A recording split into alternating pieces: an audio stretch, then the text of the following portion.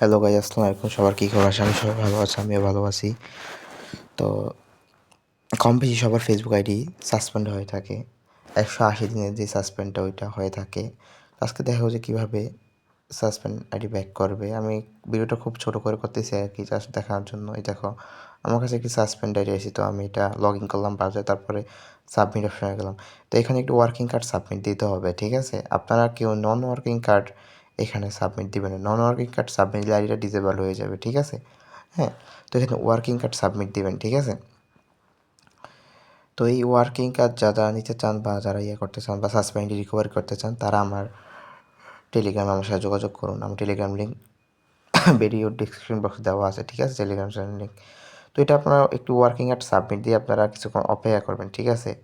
তো দেখুন, এরপর আমি ব্রাউজারে ঢোকার পর facebook.com লিখে সার্চ করার পর অ্যাকাউন্টটি রিকভার হয়ে যায়। মানে কার্ডটি সাবমিট করার পরই আর কি, মানে সাথে সাথে দেয় না, 1-2 ঘন্টা পর দিয়েছে আর কি। তো যারা আপনাদের সাসপেন্ড আইডিগুলো রিকভারি করতে চান বা ফেসবুকে যে কোনো সমস্যা রিকভারি করতে চান, তারা আমার সাথে টেলিগ্রাম চ্যানেলে যোগাযোগ করুন, ঠিক আছে? আর এখানে আপনার 180 দিন সাসপেন্ডটা হইলে আপনারা এখানে কোনো ভুলভাল নিজের ছবি বা ফেস বা নিজের ভোটার